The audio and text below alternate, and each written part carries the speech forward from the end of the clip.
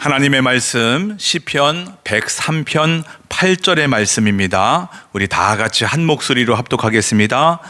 여호와는 긍휼이 많으시고 은혜로우시며 노하기를 더디하시고 인자하심이 풍부하시도다. 아멘. 여러분은 몇 년째 신앙생활을 하고 계신가요? 그 오랜 기간, 그 숱한 신앙의 여정 동안에 만난 주님은 어떤 분이신가요? 만약에 누군가가 여러분에게 하나님은 누구세요? 하나님은 어떤 분이세요? 라고 물으신다면 여러분은 뭐라고 대답하시겠습니까? 저는 단순하지만 아주 명확하게 이야기할 수 있을 것 같아요. 네, 나의 하나님은요 참 좋으신 분이세요. 너무도 좋은 분이세요 라고 이야기할 수 있을 것 같아요. 그래요. 요즘에 저의 삶을 되돌아보느라면 순간순간마다 하나님께서 나에게 주신 은혜를 깨닫고 그것을 누리고 있는 것을 보면서 저절로 그 은혜에 감사하는 고백이 나옵니다. 제가 목회할 수 있게 목사로 세우시고 또 교회를 맡겨주심이 얼마나 감사한지 몰라요. 아침에 출근할 수 있는 교회가 있고 또 퇴근하여서 돌아갈 수 있는 집이 있다는 것도 얼마나 감사한지 모릅니다.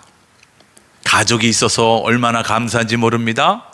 가족들과 함께 대화 나눌 수 있고 같이 식사하면서 오순도순 이 얘기 저 얘기 나눌 때도 얼마나 기분 좋고 행복하고 감사한지 모릅니다.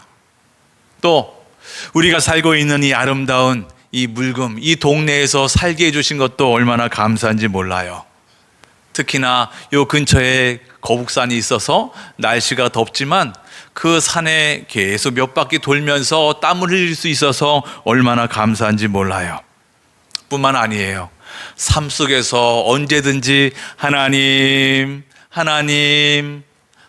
부를 수 있고 하나님을 생각할 수 있고 하나님을 찬양할 수 있음에 얼마나 감사하고 기분 좋고 행복한지 모릅니다.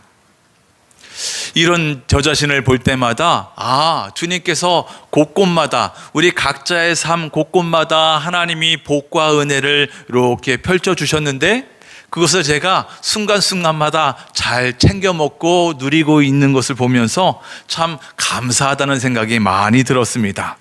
우리가 성경을 통해서 기도를 통해서 또는 영적인 독서를 통해서 얼마든지 하나님을 만나고 하나님의 은혜와 사랑을 깨달을 수 있어요. 그에 감사하며 살아갈 수 있지만 특별히 직접 내 삶 속에서 주님의 손길을 체험하면서 느끼면서 깨달으면서 그 은혜가 정말 크게 다가오고 거기에 감사하는 것, 이것처럼 삶이 강렬한 것은 없는 것 같아요. 최고인 것 같아요. 그래서 제 입술로 고백하는 내 하나님, 우리 하나님 참 좋으세요, 너무나도 좋으세요 라고 하는 이 하나님에 대한 고백은 이론을 넘어서 실제인 거예요. 우리 하나님 최고입니다, 멋지세요 라고 하는 그 하나님에 대한 감탄은 이론을 넘은 실제라는 것을 다시 한번 알게 됩니다. 오늘 본문의 시인도 하나님을 이렇게 아주 귀하게 고백하고 있는데 우리 내용을 보면서 나도 진심으로 마음을 다해서 고백하는 시간 갖기를 원합니다. 우리 마음을 실어서 감정을 실어서 한번 천천히 고백해 볼까요? 다 같이 시작. 여호와는 긍휼이 많으시고 은혜로우시며 노하기를 더디하시고 인자하심이 풍부하시도다. 아멘. 세 번역으로 다시 한번 고백해 봅니다. 주님은 자비롭고 은혜로우시며 노하기를 더디하시며 사랑이 그지 없으시다. 아멘. 인간이 하나님을 향해 고백해야 할 것이 있다면, 단 한마디 고백해야 된다면 저는 바로 이 고백이어야 한다고 생각합니다. 사람이 마음으로 고백하는 것, 입술로 고백하는 것 중에 최고의 고백, 특히 이 구약 성경에서 최고의 고백은 바로 이 고백이라고 생각합니다. 여러분은 동의하세요? 머리로 이해하세요? 마음으로 동감이 되십니까? 맞아요. 한 단어 한 단어가 정말 기가 막힌 단어고 깊이 인정이 되는 거예요. 뭐라고 고백합니까? 주님은 긍휼이 많으시다는 거예요. 아, 긍휼이 많으시다. 자비하시다는 거죠. 우리의 연약함을 너무나도 잘 알고 계시니까 우리를 불쌍히 여기지 않을 수가 없다는 거예요. 여러분 보세요. 세상에서는 나의 약점을 감추라고 하잖아요. 만약에 상대방이 나의 약점을 알면 그것을 꼭 지적할 수도 있고 나에게 좋지 않은 평가를 할 수 있거나 불이익을 당할 수 있기 때문에 나의 약점을 감추라고 이야기합니다. 그러나 주님 앞에서는 감출 필요가 없어요. 이미 다 알고 계시고요. 오히려 그 나의 약점을 인해서 나를 불쌍히 여겨주시니까요. 나의 약점이 오히려 하나님께 보살핌을 더욱더 받는 원동력이 된다는 거예요. 재밌죠?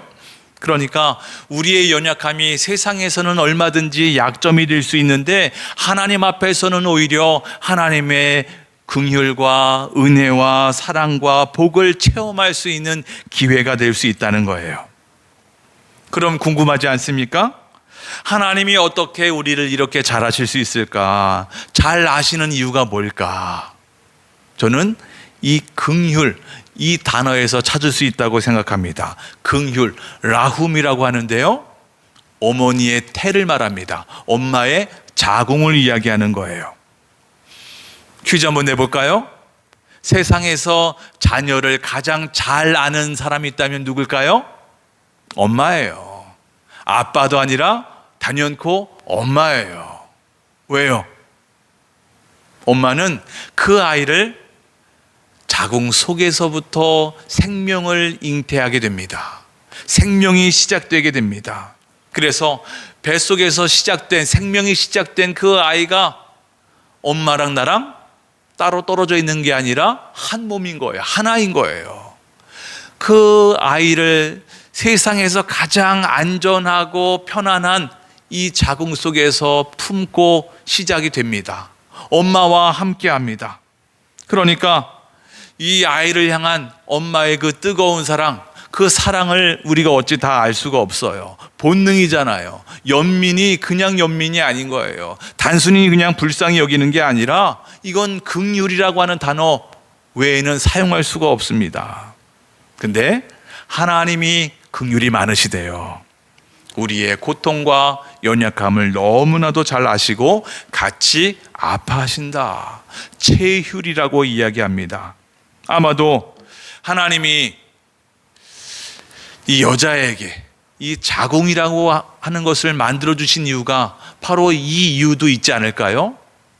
그 아이를 잉태하게 하여서 오랫동안 품고 또 세상에 보내서 오순도순 이렇게 이 땅을 살아가게 할 때에 엄마보다 이 아이를 아는 사람이 없고 그 아이를 향한 그 깊은 사랑, 그것도 누구도 알 수 없는 것 아니겠습니까?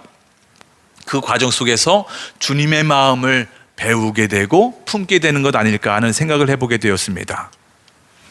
그렇게 품었던 아이가 세상에서 아파하고 속상해하고 괴로워한다면 엄마의 마음이 어떨까요? 자녀는 그 흔한 죄 하나조차 해결할 수가 없잖아요. 긍휼의 주님이 가만히 계실 수가 없는 거예요. 우리를 살리시기 위해서 물불을 가리지 않으신 거예요. 자신의 목숨조차 귀하게 여기지 아니하셨다는 거예요. 바로 우리 하나님 어떤 하나님이에요? 긍휼이 많으신 자비하신 하나님이라는 거예요.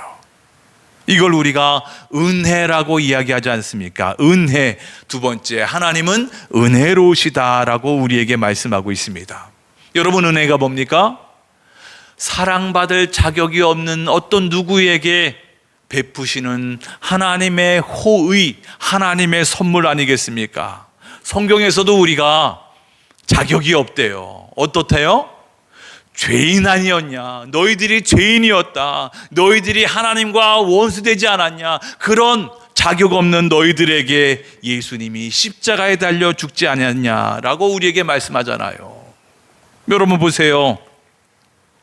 하나님과 죄인은 상극이에요. 절대 함께 할 수 없습니다. 가까이 갈 수조차 없어요. 세상에 죄인 같은 하나님과 원수는 없습니다. 우리가 하나님의 원수가 아니었습니까? 여러분, 하나님의 원수였음이 인정이 되세요? 믿어지세요? 착한 여러분은 잘 모르겠지만 저는 뼈저리게 이해할 수 있습니다. 저도 과거에는 하나님과 저 멀리 갔다 왔기 때문이에요. 멀리 있어 봤기 때문입니다. 그런 나를 위해 예수님이 십자가에 달려 죽으셨다는 거예요. 여러분, 이걸 어떻게 사람이 이해할 수 있겠습니까? 어떻게 믿을 수가 있겠습니까? 도대체 상상할 수 없는 이야기 아니겠습니까? 기독교를 은혜의 종교라고 이야기하잖아요. 은혜의 종교. 정작 기독교인 우리가 이 은혜를 제대로 알지 못하는 것 같아요. 아무리 이해하려고 해도 도저히 이해할 수 없는 사랑인 거예요.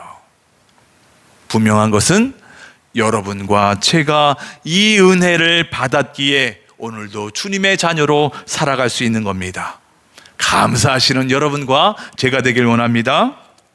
세 번째가 뭐라고 말씀합니까? 우리 주님은 어떤 주님이래요? 노하기를 더디하시는 주님이라는 거예요. 오래 참아주시는 하나님이시다. 여러분, 이 의미가 뭐겠습니까? 우리가 연약하여서 죄를 짓더라도 즉시 심판하지 않으신다는 거예요. 회개할 수 있는 기회를 주신다는 겁니다. 여러분, 우리가 여기서 착각하면 안 됩니다. 하나님의 노여움이 전혀 없다는 뜻이 아니에요. 그저 원래 하나님의 진노하심도 있는데 노하기를 유예하신다는 거예요. 잠시 보류하신다는 뜻인 거예요. 왜 그럴까요? 디모데전서 2장 4절에 말씀하죠. 하나님은 모든 사람이 구원을 받기를 원하신다.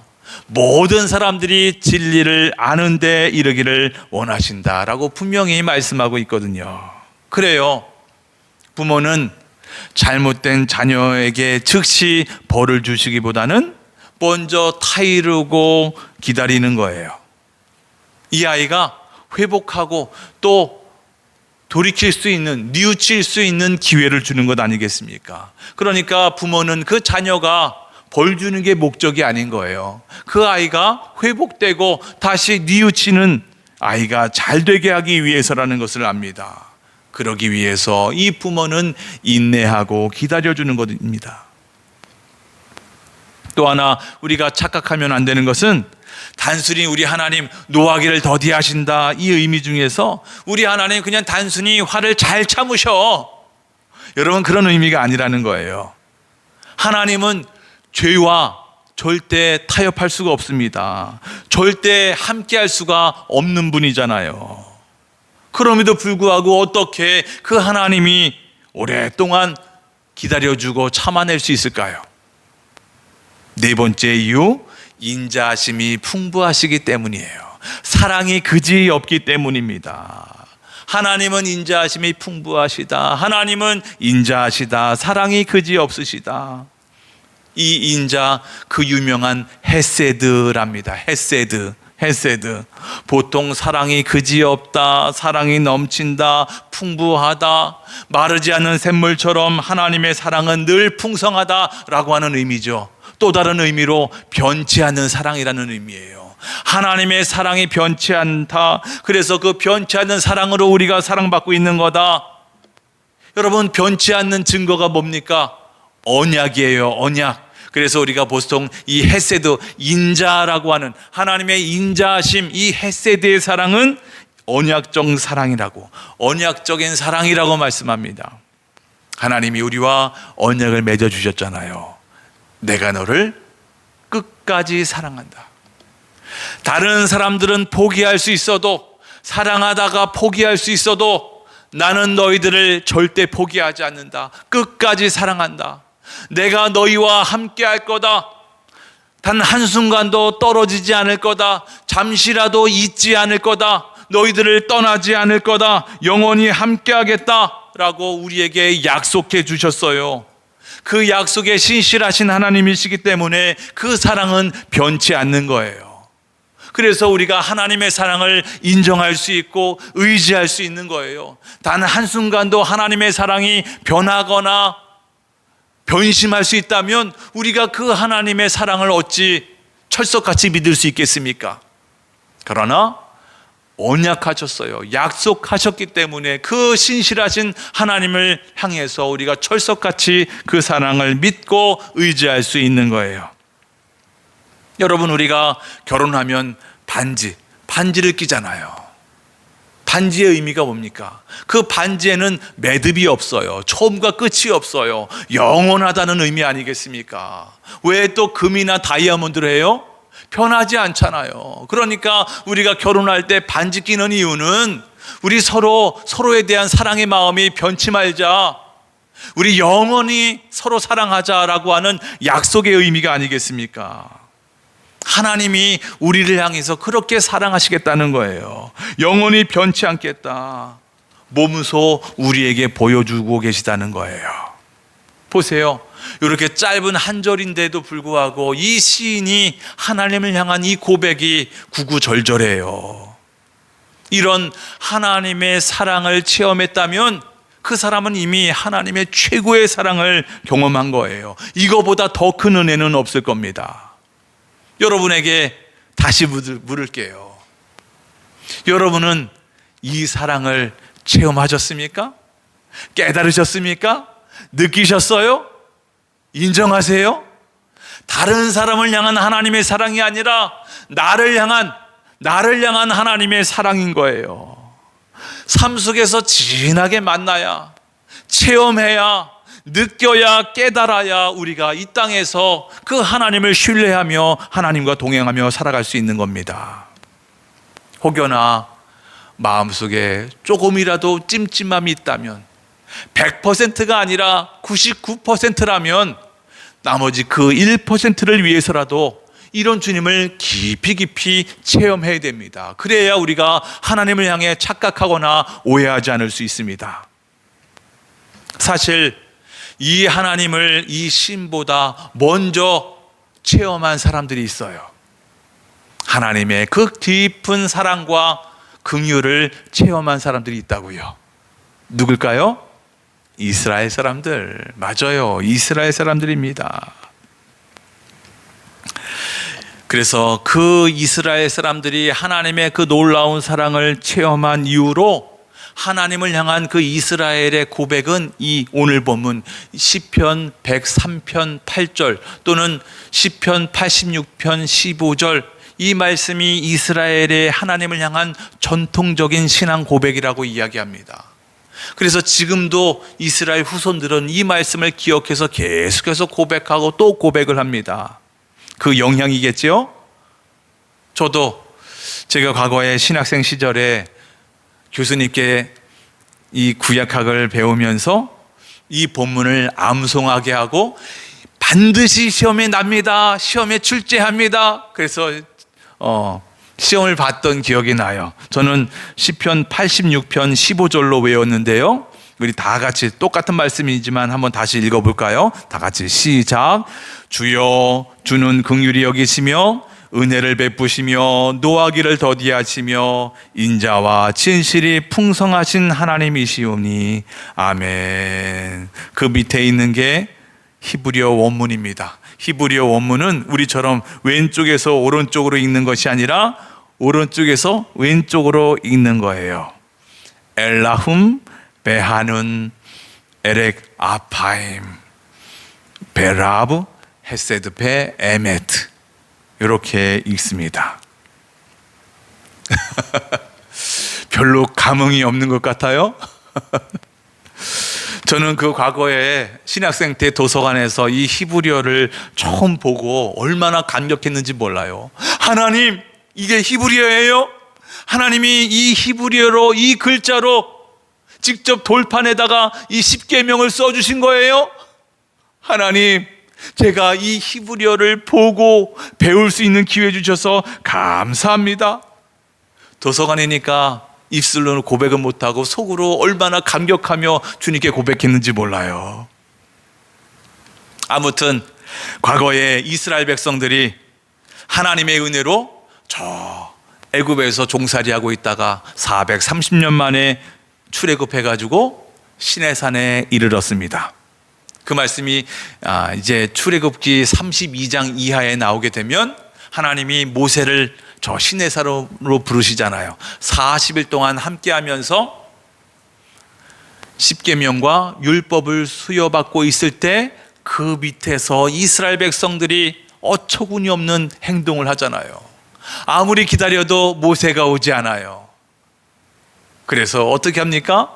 금송아지를 만들어서 이것이야말로 우리를 애굽에서 인도해낸 신이다 라고 하면서 축제를 벌이면서 잔치를 벌입니다. 들고 뛰고 그 위에서 하나님이 그거를 보면서 얼마나 화가 나시는지 부글부글 끓는 거예요. 엄청 진노하시는 거예요. 그때부터 성경을 보면 하나님과 모세가 피말리는 대화를 하게 됩니다. 정말 몇 장에 걸쳐서 모세와 하나님과 단판 짓는 그런 대화를 나누는데 몇 가지만 이야기를 하면 하나님이 모세에게 이렇게 말씀하십니다. 출애굽기 32장 7절과 10절입니다. 하나님의 그 마음과 심정을 상상해 보면서 우리 읽어보겠습니다. 다 같이 시작. 7절. 주님께서 모세에게 말씀하셨다. 어서 내려가 보아라. 내가 이집트 땅에서 이끌어낸 너의 백성이 타락하였다. 10절. 이제 너는 나를 말리지 말아라. 내가 노하였다. 내가 그들을 쳐서 완전히 없애버리겠다. 그러나 너는 내가 큰 민족으로 만들어 주겠다. 하나님이 얼마나 화나셨는지 짐작이 되세요? 상상이 되세요? 좀 느껴지세요? 보세요. 7절에 하나님이 이스라엘 사람들 보고 뭐라 그래요? 내 백성이 아니라 모세 너의 백성이라고 말씀하고 있습니다. 내 거가 아니라 네 거래요. 하나님이 분명 처음 모세를 세우실 때 말씀하셨거든요. 모세야, 너 빨리 저 애굽에 가서 종살이하고 있는, 고통당하고 있는 내 백성 구출해라. 내가 너를 통해서 이 사람들을 구출하길 원한다, 구원하길 원한다. 분명히 내 백성이라고 말씀하셨거든요. 근데 지금 하나님이 얼마나 화가 나시는지 내 백성이 아니라 모세 네 백성이라고 이야기합니다. 뿐만 아니에요. 10절에 뭐라 그래요? 내가 그들을 쳐서 완전히 없애버리겠다. 그러나 내가 너 모세만큼은 살려주겠다. 아니, 내가 너를 통해서 큰 민족을 이루겠다. 이렇게 말씀하십니다.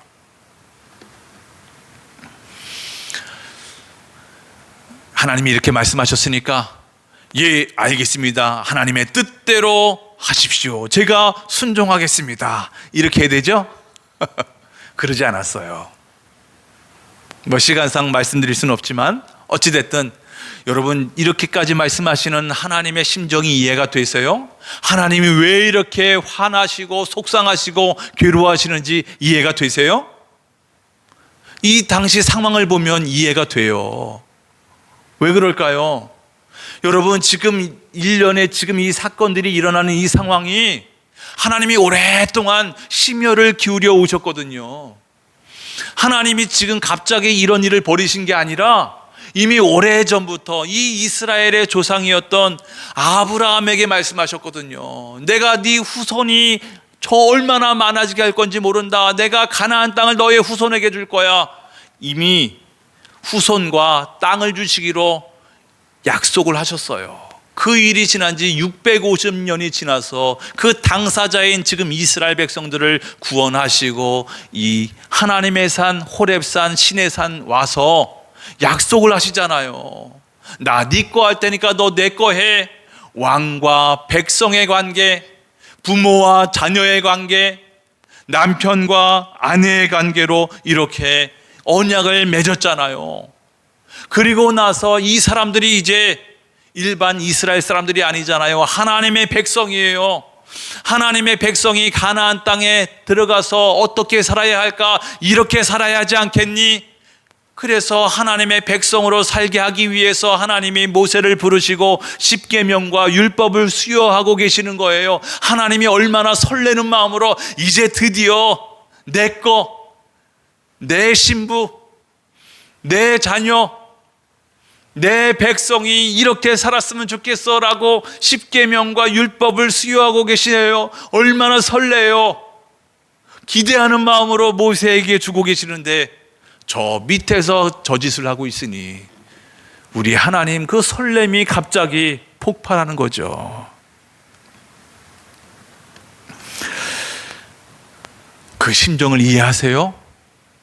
적어도 650년을 심혈을 기울여서 지금 드디어 이렇게 짠하고 신방을 꾸미며 가나안에서 살 그 상상을 하며 설레이시는데 우리 하나님 속이 뒤집히시는 거예요.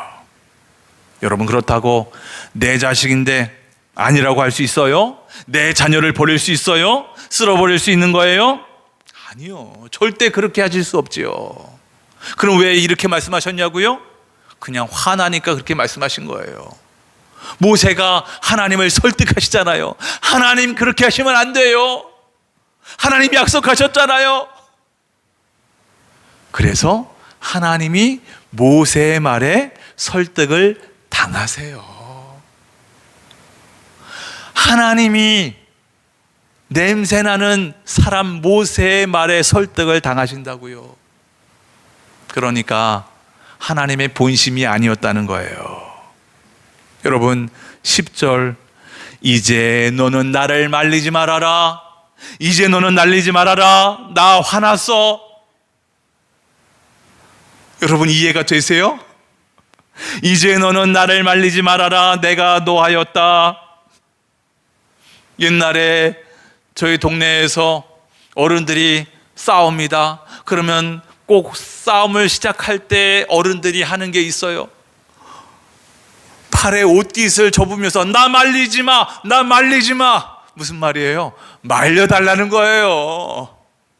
다만 나 지금 화났다, 이것만 좀 알아다오. 여러분, 그 얘기 아니에요? 하나님도 지금 마찬가지인 거예요. 내가 어찌 내 새끼들을 버릴 수 있겠냐, 잘못된 길로 갈 수 있게 하겠냐. 다만 나 지금 화가 많이 났거든. 나 화 많이 났어. 이것만 좀 알아다오. 이것만 좀 알아다오. 그래야 사람들이 하나님 눈치 볼 수 있는 거 아니겠어? 그래서 결국에는 하나님이 진노를 거두시고 다시 모세를 산으로 불러주시는 거예요. 두 번째 이 돌판에다가 율법을 주시려고요. 그러면서 주님께서 이렇게 말씀하십니다. 출애굽기 34장 6절입니다. 다 같이 천천히 읽어보겠습니다. 시작. 주님께서 모세 앞으로 지나가시면서 선포하셨다. 주는 자비롭고 은혜로우며 노하기를 더디하고 한결같은 사랑과 진실이 풍성한 하나님이다. 아멘. 모세가 고백하는 게 아니라요, 하나님이 직접 모세에게 알려주시는 거예요. 하나님의 자기 계시, 나 이런 하나님이야 라고 가르쳐 주고 계시다는 거예요. 하나님의 본성을 가르쳐 주고 계세요. 나 여호와 하나님은 인자신 사랑의 하나님, 긍휼의 하나님이다 라고 알려주시는 거예요. 우리 사람으로서는 도저히 알 수 없는, 측량할 수 없는 하나님의 사랑인 거예요. 한계를 알 수 없는 긍휼인 거예요. 망나니 같은 자식이어서 화도 납니다. 그러나 오히려 그만큼 더 불쌍히 여기셔서 회복시키시는 하나님이시라는 거예요. 누가복음 15장, 아버지를 아버지로 인정하지 않습니다. 차마 아버지에게 하지 말아야 할 말을 했던 둘째 아들 기억하세요? 아버지, 상속재산 주세요. 아버지가 돌아가셔야만 받을 수 있는 상속재산을 미리 땡겨달라는 거예요. 여러분, 이런 배은망덕한 놈이 어디 있어요? 아버지를 아버지로 인정하지 않는 놈이지요. 그럼에도 그 아버지는 진노하는 대신 그 아들을 끝까지 기다리는 거예요. 뭐가 예쁘다고요? 마침내 그 아들이 처참한 몰골로 돌아왔을 때 어떻게 해요? 껴안으시고 뽀뽀해 주시고 다시 영화롭게 하나님의 자녀로 회복시키시고 잔치까지 베푸시잖아요. 여러분, 한계가 있는 나만 아는 이기적인 사람이 어찌 이 하나님의 긍휼을 알 수 있을까요? 이해할 수 있을까요? 원수 같은 우리를 위해서 십자가에 달려 죽으신 그 하나님의 은혜, 예수 그리스도의 십자가의 은혜를 어찌 이해할 수 있겠습니까? 그 아버지의 용서를 어찌 이해할 수 있겠습니까? 아무리 생각해도 도저히 우리는 다 알 수 없을 것 같아요. 그저 우리는 이렇게 고백할 뿐입니다. 시편 기자는 1절 2절에서 이렇게 우리에게 권고하고 있습니다. 1절 2절 세 번역으로 읽어보겠습니다. 시작. 내 영혼아 주님을 찬송하여라. 마음을 다하여 그 거룩하신 이름을 찬송하여라. 내 영혼아 주님을 찬송하여라. 주님이 베푸신 모든 은혜를 잊지 말아라. 아멘. 보세요, 세상에 이런 하나님 없어요. 아무리 생각해도 아무리 고민해봐도 이런 하나님이 어찌 있을 수 있겠습니까? 다 알 수 없어도, 다 이해할 수 없어도, 그럼에도 불구하고 우리는 이런 하나님의 은혜를 절대 잊으면 안 되는 거예요. 이런 하나님을 잊으면 안 됩니다. 주님께서 우리에게 베풀어 주신 이 은혜와 사랑과 긍휼을 잊어버리면 안 됩니다. 비록 또 언제 넘어지고 자빠질지 모르는 연약한 우리 인생들입니다. 그럼에도 불구하고 우리는 오늘 지금 나에게 이런 사랑과 인자와 긍휼을 베풀어 주신 하나님을 찬양하는 게 너무나도 중요합니다. 지금 이 자리에서 하나님을 찬양하는 것이 중요합니다. 우리의 인생의 나날 동안 오직 하나님을 찬양하고 고백하고 인정하는, 기억하는 여러분과 제가 되길 주의 이름으로 축복합니다.